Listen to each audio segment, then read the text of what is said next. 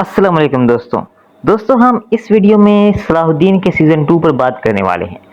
दोस्तों सलाहुद्दीन का सीज़न 2 तुर्किया में तो अपलोड हो चुका है, यानी वो खूब जोश व खरोश से देखा जा रहा है, लेकिन पाकिस्तान में उसके रिलीज़ होने की कोई खबर अभी तक नहीं आई थी। लेकिन दोस्तों एक कंफर्म खबर सामने आ चुकी है।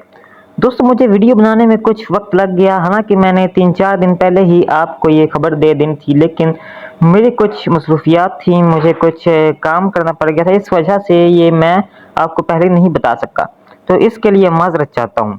दोस्तों मैं आपको बताता चलूँ कि सलाहुद्दीन का ड्रामा एक ऐसा तारीखी ड्रामा है जिस पर जितने मर्जी सीज़न बनाए जाएं वो कम है।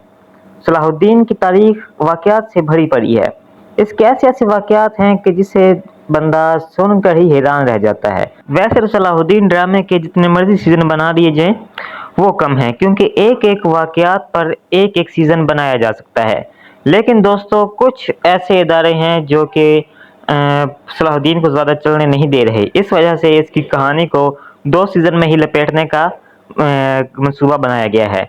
दूसरे सीज़न में मिस्र फतह होगा और सब कुछ कहानी दूसरे सीज़न में ही ख़त्म हो जाएगी।